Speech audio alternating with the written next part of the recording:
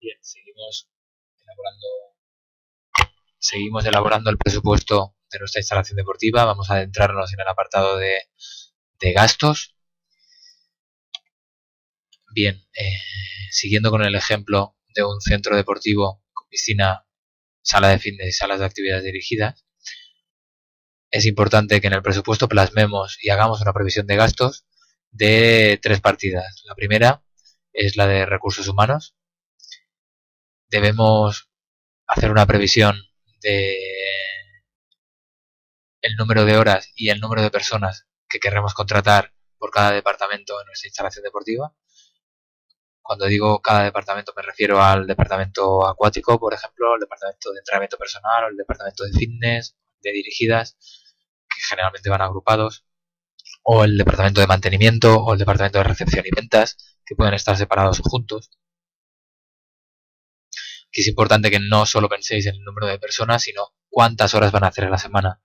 Puedo tener 2 personas a 40 horas, puedo tener 3 personas a 20 horas, etcétera, etcétera. También es importante que en este apartado hagáis una previsión de la retribución salarial que va a tener cada categoría profesional, porque eso lo multiplicaremos por el número de horas y nos dará la cantidad de euros que la instalación deportiva invertirá en el equipo. También hay que tener en cuenta algo que como gestores de un departamento a veces no lo tenemos en cuenta a la hora de plasmarlo en el presupuesto, que es el coste de empresa, lo que se llama coste de empresa. ¿Qué significa? Que es que al coste bruto que un trabajador cobra en una instalación, la empresa o la organización que gestiona esa instalación debe asumir adicionalmente el coste de empresa. Es decir, el coste de empresa que se paga a la Seguridad Social o al Departamento de Trabajo supone entre un 32 y un 37% más de adicional al coste bruto que tiene como salario el trabajador. Es decir, es un tercio más al salario bruto de un trabajador. Y esto lo asume la empresa que gestiona o la organización que gestiona el equipamiento. Esta partida de recursos humanos dentro de un presupuesto suele sumar entre el 45 y el 50% de los gastos totales anuales o mensuales de un centro deportivo. También es un ratio que os puede ayudar. La siguiente partida es la de consumos. El consumo se refiere al consumo de luz, electricidad, agua, gas y telefonía.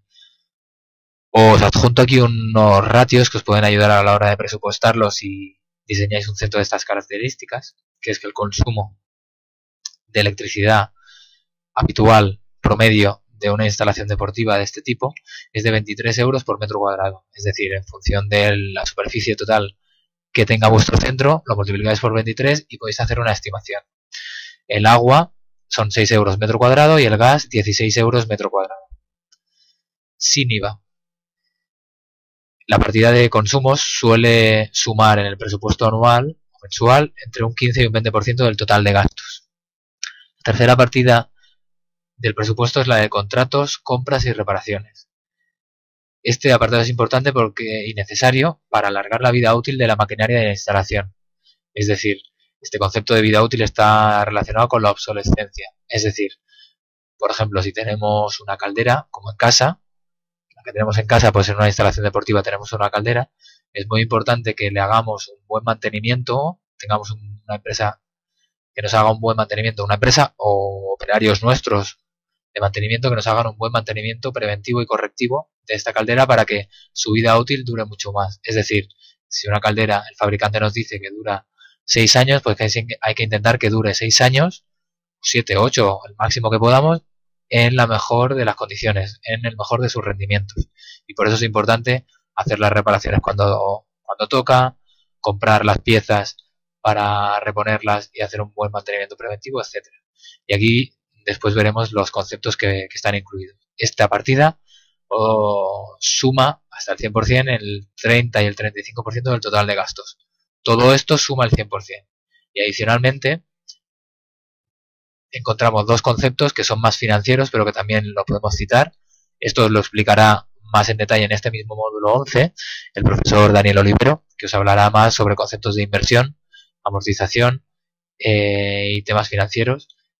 y en ese módulo él os explicará con más detalle, pero aquí cito que los gastos financieros en la cuenta de resultados en el presupuesto de un centro deportivo sirven para pagar los intereses de los préstamos o leasings solicitados a entidades financieras para hacer frente a la inversión inicial y sucesivas inversiones de mejora. Por ejemplo, si nuestra instalación nos ha costado 4 millones de euros y le pedimos una parte o todo al banco, el banco querrá, igual que una hipoteca en casa, pues querrá cobrar unos intereses, y esto es lo que anualmente debemos contabilizar en el presupuesto y en la cuenta de resultados de nuestro equipamiento. Igualmente las amortizaciones.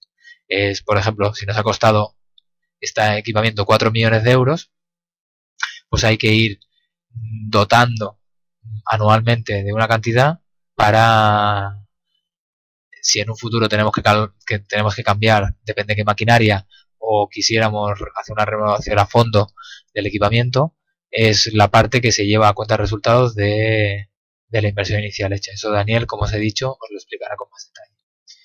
Bien, pues vamos a ir al apartado de, como estábamos diciendo, de gastos, y aquí veréis lo que acabamos de ver ahora, pero con un poquito más de detalle.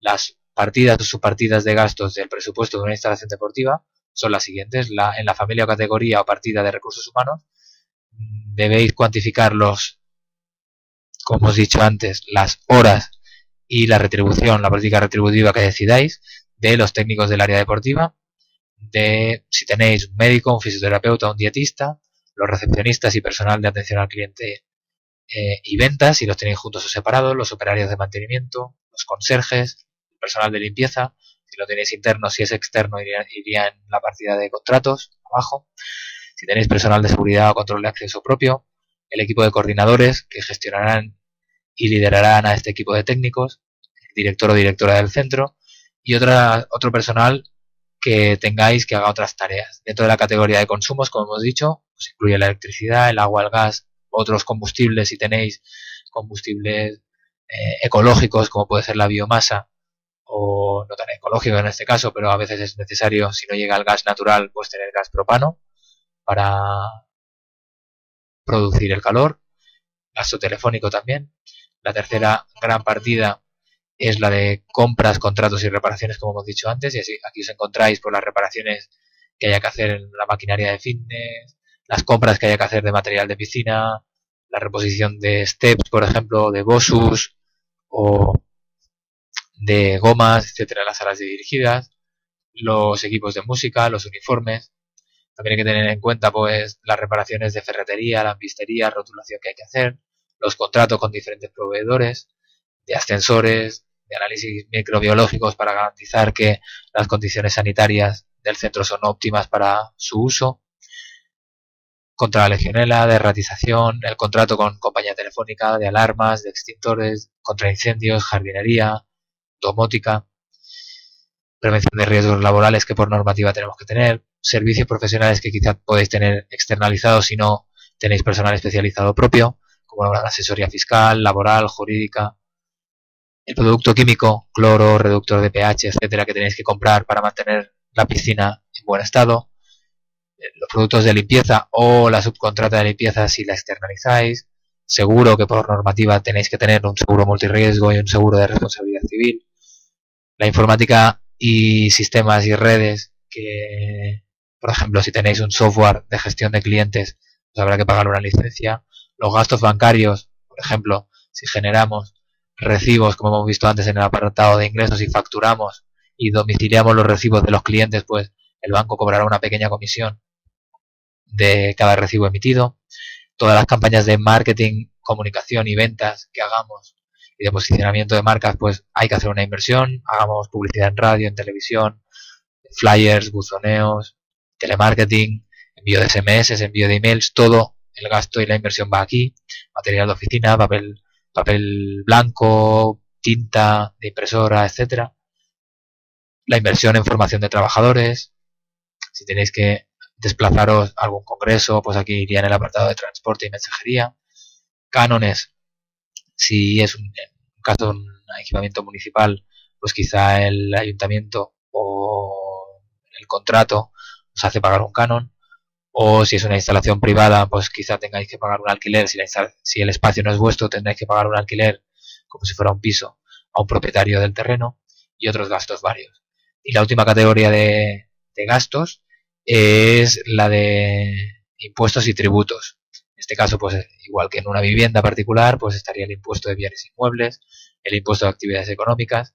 En este caso, las sociedades de gestión de la propiedad intelectual, como el SGAE, la controvertida agencia, y hay otras, que también si queréis os cito, como es AGEDI, como es EGEDA, que son otras sociedades de gestión de los derechos de autor, a las que también deberéis pagar un canon en función de los metros cuadrados y los espacios que tengáis con música.